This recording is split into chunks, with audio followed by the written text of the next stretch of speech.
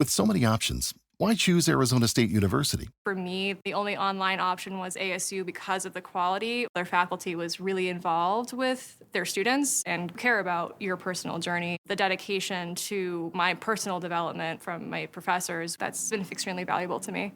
Earn your degree from the nation's most innovative university. Online. That's a degree better. Explore more than 300 undergraduate, graduate, and certificate programs at asuonline.asu.edu. Empire.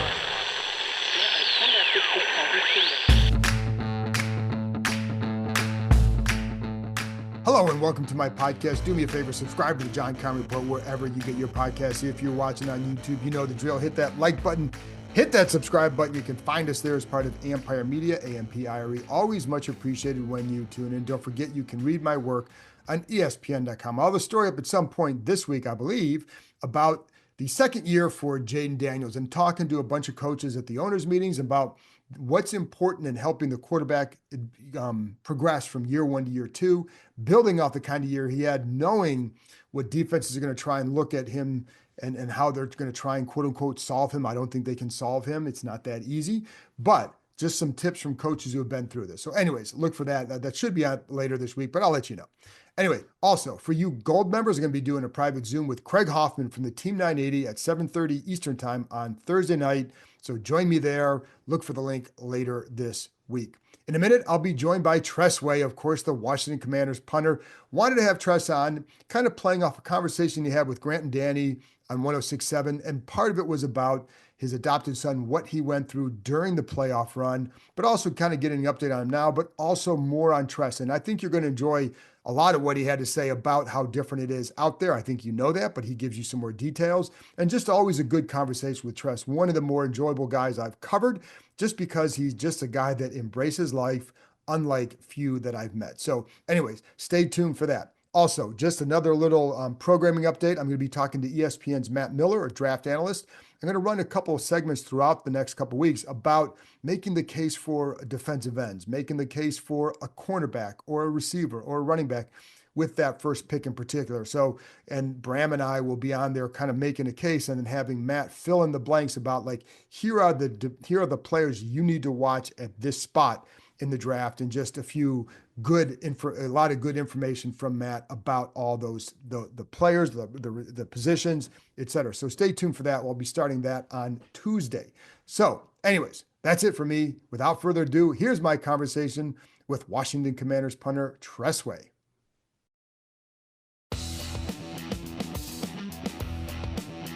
March Madness is here, and every game has a chance to cash in. From the first tip-off to the Final Four, every night promises high-stakes matchups, wild finishes, big-time betting opportunities, and MyBookie's Bet and Get is back to sweeten the deal. Place a cash bet on March Madness and get a surprise reward, free bets, cash back, bonus clips. You never know what's coming next. Whether it's a number one seed rolling or an underdog shocking the world, smart bettors know the real money is made one game at a time. Listen up. Sign up now with promo code MM50, and you can boost your bankroll with a deposit bonus designed to help you make the most of your money.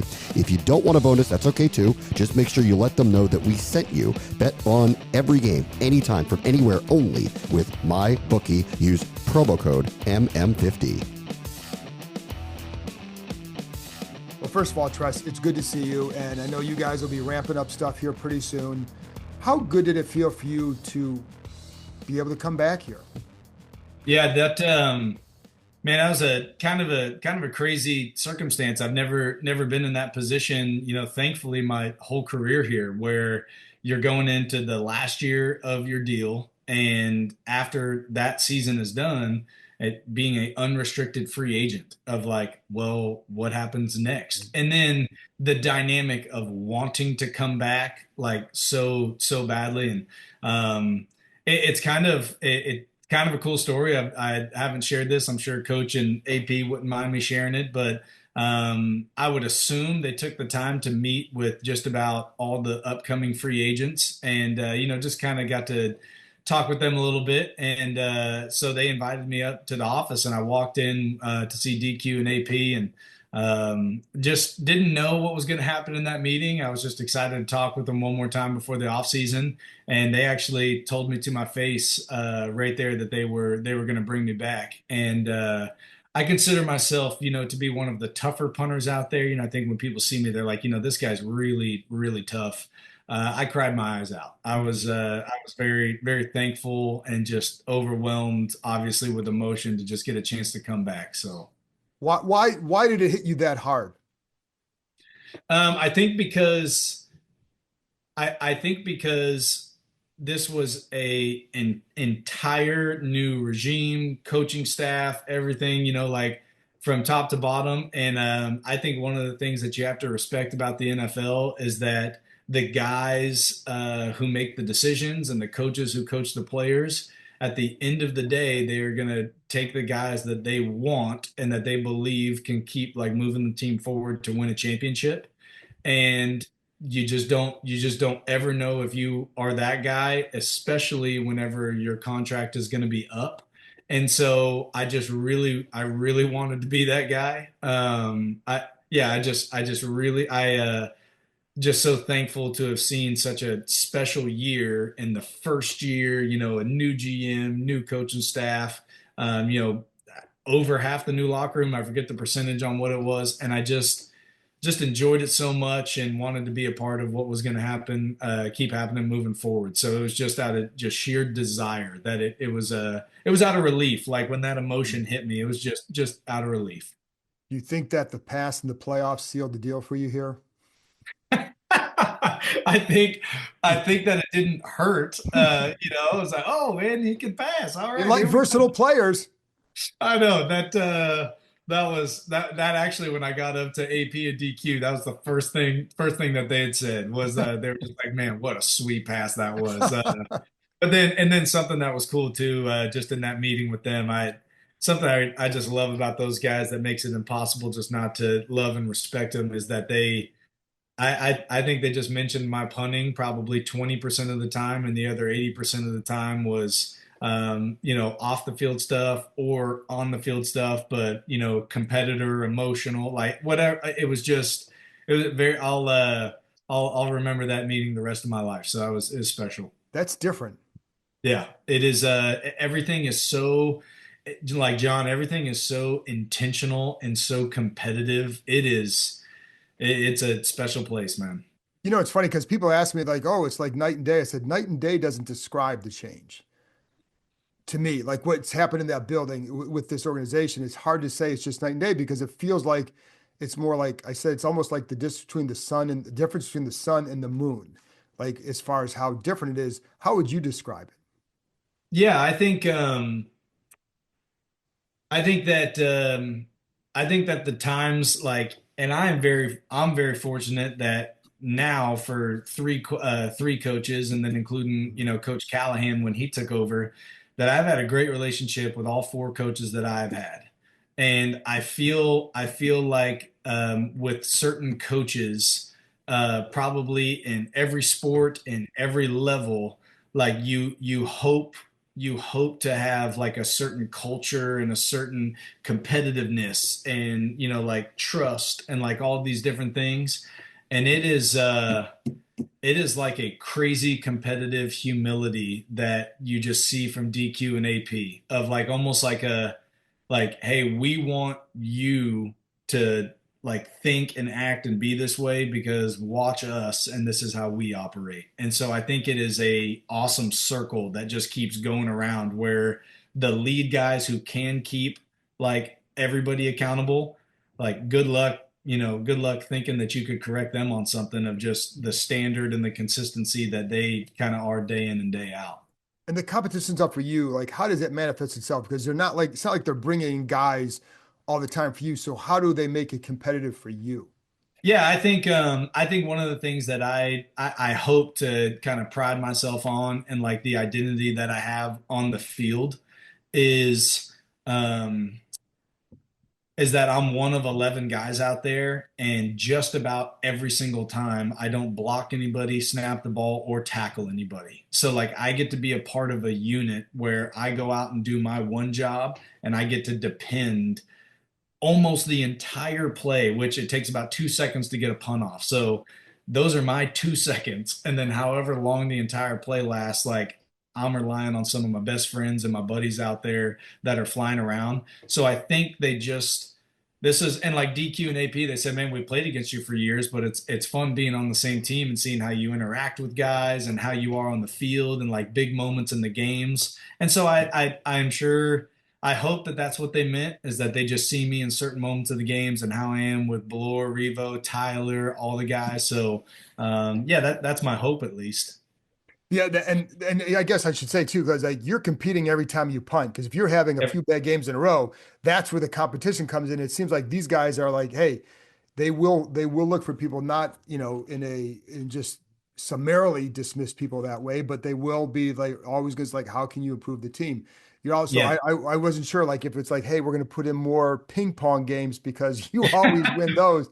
But I was going to ask you too, and I'm going to get into some other stuff too. But what are some of the little details in the building that are just different? And not just because of Dan Quinn, but it's also what Josh Harris has done. What are some little details that maybe aren't talked about enough that make a difference to you guys? Yeah, I think a lot of the things in the building would be um, I know it sounds funny, but just how willing DQ and AP are to listen to like something that we'll say. Or it's just like, like, and this is just kind of like, for example, but it'd be like, hey DQ, like training camp, we're here all day. Like, could we get a couple more couches or recliners or something like that? And I quote, he would like, if it's within reason and something that he sees, man, this will benefit the guys, is what the guys want. He'll literally just reply with done, where it's like, wow, all right, sweet. And whenever we were doing training camp here, we came back and Mr. Harris, AP, DQ had this whole players lounge renovated, and we had some TVs up. Guys could chill on couches. You had a tired bookshelf, and guys could put books up. We have a great guy in the building, Dylan, who does every Saturday, does a lot of personal things for us, and he's just special guy in a special role. But like he'll throw books up, encourage us, and so it's little things like that where it's things that are going to benefit the guys, and even just things that guys want, like for a reasonable cause or a reasonable reason. He'll just done. We'll do it. And so it's that. And what's special about too is it's even our families. Like if something pops up at practice or at the facility or at the games that involves like our wives, kids, parents, that's another one. It's just like done. We'll get it figured out. So When you have those like the lounge and all that, and I know there's been stuff there before, not quite to this extent, obviously. What difference does that make in building the camaraderie in that team? what's that again? I'm sorry, you cut out So on me. when you have like all you add the players lounge, you do all this stuff, and Oh, obviously yeah. there've been things there before, just not to this extent. But how much does that help foster the camaraderie that you guys had last year? Yeah, that's the stuff. That is the stuff that I don't know that you couldn't like pinpoint that shows up on like the wins and loss column. There's a lot of things that go into a win and a loss. I could guarantee you it doesn't hurt. Like it only helps. And so, like when guys are sitting there and we're just getting to take a load off, or guys are playing Xbox, or guys are just having a good chat, talking families, like things like that. It is just it has been the facilities being built to just 24/7 build camaraderie, build a bond, build a trust within one another, within the organization. And so I think it's pretty evident if you get to spend a season there. How different, like, and why do you think it was so different with the? I mean, obviously a very new team, like you said, a lot of turnover, new staff, and all that. But that's as close a team as I've covered in my Yeah, time here. yeah. Why do you think it was that close? Well, I think that DQ. So this is, and now granted, you're asking a veteran player who's Right. like I'd only made the playoffs twice up to this point, played on some good teams that just barely missed out on the playoffs, had some rough years, kind of been all over the map. I think that DQ's humble approach of full send competitiveness into every single game, hyper focused on what we do, made it so free to go play. At no point did he ever get up there and be like, we're going to go beat this team by 30. We're going to beat this team by 2 scores. He used to, I love his line. He always says, he's like, I don't care if it's 4 quarters, 5 quarters, or if it goes all the way to the parking lot. We're just going to keep fighting the whole time. And that frees you up as a player to like not have an expectancy other than the play right in front of you and to just cut it loose. And it's very empowering. And so I don't think it's any accident. And now it is not like that mindset, like that marriage of that mindset, and then how AP is willing to go out and pinpoint guys and bring guys in to build like a roster the way that he did. And like you look around and you see why guys are close, and like you see, like I used to love listening to Jaden and Bobby Wagner argue over who the best hip hop guys were in the sauna. And I couldn't care less about the argument, but I was like Creed from The Office. I was loving the debate. So like it was just it was it was things like that. The great minds battling it out. You had a front row seat to that. Yes, exactly. Yeah. That was great. But it is funny because like those two, I also felt like just in being there because of Jaden's stature on offense and Bobby's stature on defense, that their relationship really kind of brought a lot of it together, because you could have had a clashing of that, but it was there was a definite embracing of it by both sides. I mean, they get along obviously very well, but how important is it when you have Jaden and Bobby getting along like that just to the rest of the team because of who they are and what they mean to this franchise? Yeah, that I think that there's three people that get the credit for that, at least initially, and that's Jaden, Bobby, and AP. Mm-hmm. So like I'm fortunate to get to play with a first ballot, arguably one of the greatest of all time, Hall of Fame linebackers in Bobby Wagner. That dude talks to everybody, gives everybody the time of day, is constantly in the weight room, constantly in the training room, the cold tub. Like he's just a guy. He is just a NFL player, and then just plays better than just about everybody else. And then Jaden comes in as a rookie and has every excuse. This is even before he started torching everybody. This is like just when he shows up. He has every excuse to just be a bad dude and like be entitled to oh, hey, look, like I'm second overall pick. Like look at me. Like let's turn this whole thing around, whatever. And he talks to everybody. He gives everybody the time of day. He is humble. He loves messing around with everybody, and the son of a gun can play some football. And so like for Adam, obviously, to vet those personalities, those guys, seek that out, bring it in together. You had your biggest superstars on both sides of the ball, and they approach life basically the same way, with a humble approach and just loving where they're being, and just a whole lot of contentment about them. That's what made that special, in my opinion. And it's funny because I was going to bring up Jeremy Reeves too. I think one of the guys that he was most excited to have was Nick Bellore, because he could have that other guy who could talk special teams at a PhD level. Yeah. Those dudes could write a university course on how to play special teams. Those guys those guys are cheat codes, man. I'm very thankful they're on my side. The other thing is too, you had to go endure some personal stuff with you guys adopted a boy. Yeah. And then what happened? Can you just talk what happened? I think it was starting in December or January? Mm-hmm. Yeah. Can you just walk through what happened there? Yeah, so we adopted our beautiful little baby boy Brooks, and that adoption became official just before Christmas. So arguably one of the best Christmas presents ever.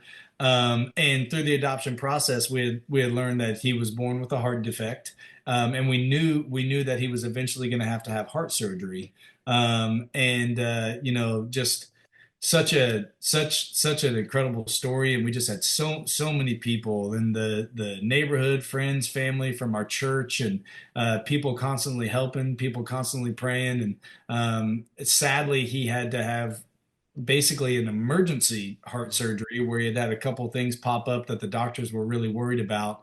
And my wife, so from the time of it was just after we clinched, so right after that Atlanta Falcons game, And then before we go play Dallas and stuff like that, my wife spent 17 days in the hospital in the ICU with the Brooks man while he had the heart surgery and then recovered. And he came out of the hospital. He came home from the hospital, and I could double check my math on it, but I'm pretty sure it's the Friday before the Detroit Lions game. And what was awesome was the hospital he was in was filled with a bunch of Commanders fans. And so all the doctors and nurses, one of the doctors even had my jersey, which was kind of crazy. And so it was pretty like a fun, like they made that experience so special in the time of it being so, scary for our family. And just can't say enough about our family and friends while while I'm gone at practice, and we had family here, friends here, DQ and AP. They told me the days that we had punt, they were like, hey, you just like, we don't care if you come in and punt or not punt, and then just get the heck out of here, go be with Bree and Brooks. And every single day texts, Mr. Harris, Mr. Rails, everybody was texting and asking. It was just such a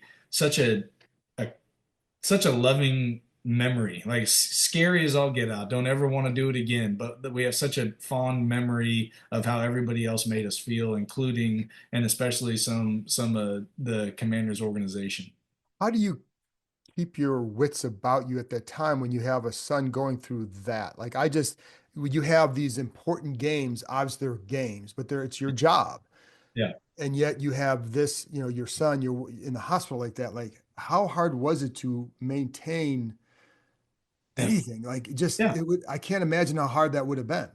Yeah, so and not necessarily to an unhealthy level, but compartmentalization is a beautiful thing. And and for me, like the most important thing in my life is my faith and my family and football. And so when you have this mindset of good or bad, wherever you are at, you're going all in. And so for me, I don't know how I would have done if it was not to belittle a preseason game. I don't know how I would have been during the Right. preseason and the preseason games, but because it was the utmost important games, like win or go home playoff NFL football, you had no other option. And I think because of how, Coach Izzo, DQ, AP, everybody was like, man, get little man and mama taken care of, and then like get your rest and come. Like it was I never felt pressured. And my, like, God bless my wife, Bree, the whole time was like, are you sleeping okay? Like, how are you doing? You guys are getting ready to go to Tampa, play a road. You've never had a road playoff game this year, and so it was definitely did not do it by myself, but it was two very important things, and just in the moment, just trying to go back and forth and compartmentalize as best as I could. Because like being around you, never would have guessed that there was some serious situation going on. And I think that's part of you go back to your faith. You've always had that, you've Yeah. always expressed that, but you've always lived it. And it's so, but it is like interesting how you could just be that way and how hard that must be. And you have other kids at home too that you got to take care of. That was the part. Yeah. Thank you. I really appreciate that compliment. I promise you, I was able to do it because at no point did I feel like I was doing it by myself. Mhm. And that was the older three. We call them the big three now, but like the big three at home, that was a part that snuck up on us. It wasn't at all like we forgot about the kids. Like we knew they were there, but I would go from the hospital right to football, and then sometimes straight back to the hospital. And then, the big three are going maybe sometimes 2.5, 3 days without seeing mom or dad. And they love grandma and they love auntie and they love friends. But at some point, you just want your Right. folks. So, man, it was tough. But Bo, like if there was any big consolation, Bo got to take the train up with Bree to Philly and come to an NFC championship game, and came up with my sister-in-law. So it was a lot of really great memories in there in the midst of some scary times. And how's he doing now? He is doing great, John. Thank you for asking. He is he's got one of those helmets on to kind of fix a little bit of the crooked head, you know what I'm talking about? So we're talking about maybe throwing some Commanders decals on there and all strapped up. But man, he is doing great, and everything, all of his checkups after surgeries and stuff have been awesome. So we're back to just routine once every 6 months, getting his heart checked out, and but man, he is doing great. Thank you for asking. I think it's pretty cool that you already had 3 kids and you wanted to adopt another one.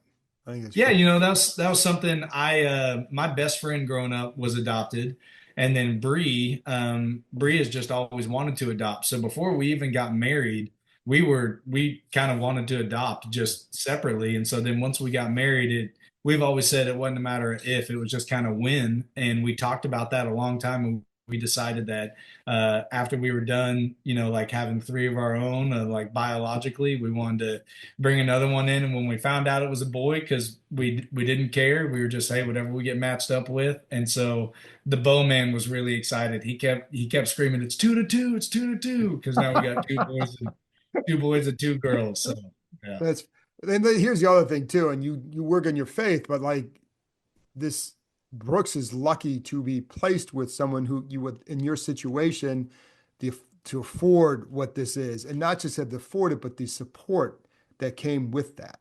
Yeah, thank you, man. That is yeah, there's that everybody's got a lot of different strengths out there that they have in their lives, and we that is one thing, we're very fortunate to be part of a great family, and it has been special to just see him getting roped right in with all the other cousins and grandma and grandpa and everything like that. It is super cool to see.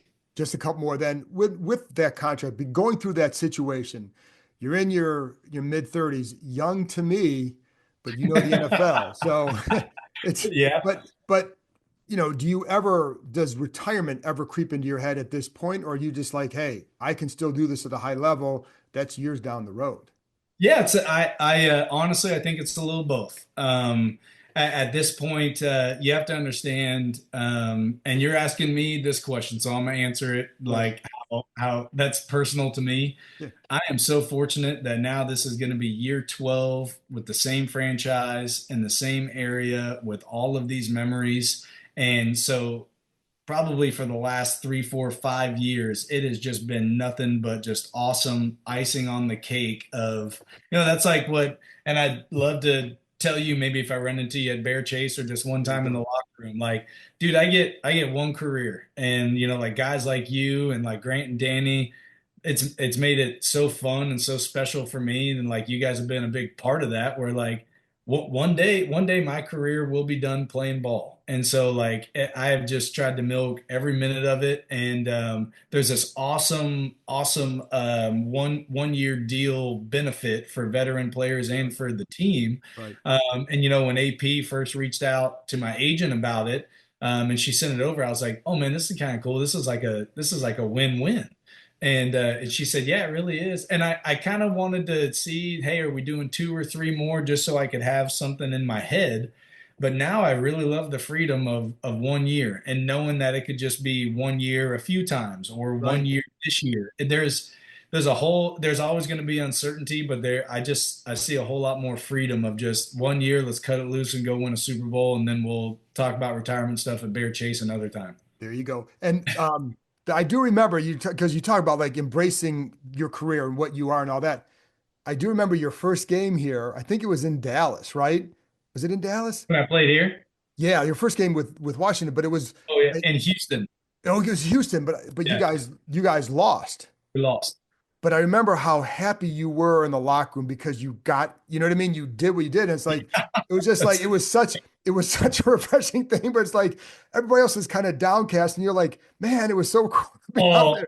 But it yeah, was, looking but it was back, such a genuine feeling and it was so cool, but it was you. It was yeah, so, looking back, knowing how veterans feel now, I didn't handle that the best, so they but probably, I it was appreciate them. great. Yeah, they didn't shove me into the locker or anything like that. But yeah, and that's why for a while I was pretty embarrassed at how I got into the NFL, because you see a lot of the draft picks and the guys that are highly sought after, and that I had a little chip on my shoulder because of that, and was pretty, it's like some tough details to come to terms with. But now as the career has gone on, it's easier to make it more and more grateful for everything you get to be a part of. I think it was fantastic because it speaks exactly to who you are and why you like, because you embrace the moments. And I think that's like not enough people do that. And it's Thank you, man. okay. It's okay to do that. It's just, it was different. It was refreshing. So Yeah. last thing then, because you come from an athletic family, you know, and Yeah. not just your family, but in-laws and all that. Oh yeah. What's the most competitive that it gets during, like when you're all together, and what game maybe is the most competitive, what that leads to that, the most either debate, competitiveness, whatever? Yes, it is zero without question. It is sand volleyball. So Bree, my wife, is from Southern California. And so when we all get out there, well, especially they all married a bunch of landlocked dudes from Oklahoma. So when we were all out there as a family, we go out and we go Huntington Beach, Newport Beach, and we play in sand volleyball. And not just the competitiveness, like playing against each other. It's if you screw up, like worrying about somebody on your own team, just be like, what are you doing? And so it is, but yeah, it is. I got so my brother-in-law Bryce, who plays with the Brewers, he's just a freak athlete. But then two of the other sisters married great college athletes from Oklahoma, and so it is, man. If you're keeping score in this family, you better bring it. It doesn't matter if it's a Yahtzee or sand volleyball; it's going down. That's fantastic. Tress, Yeah. you're the absolute best. I'm glad you're back because it's just locker room would not be the same if you were not in there. And I'm glad, you know, it's like it's funny because people will tell me like, oh, I'm happy you get to cover something really good. I'm like, I'm happy you guys like you, because you've been here the longest, but guys who have been here a while, Jeremy, Terry, you know, like Yeah. that you finally have something like this where it's just a good situation. And you I got, appreciate that, you man. know, and you have a quarterback in Jaden that he's not bad. He is not bad. That's one of my favorite things to do. Like when he makes some of those plays or has one of those drives and he comes off the field, I'll just be like, "Hey, man, you are fun to watch." Like that is, I like standing on the sideline, and I did stand on the sideline a lot this year. But I just always tell you, you're fun to watch, man. Well, listen, if you're getting off the field just to hold an extra points, that's not a bad gig. So, Not too bad. Tress, thank you very much, man. Yeah, you got it, buddy. Good talking with you. Thanks. Awesome talking to you.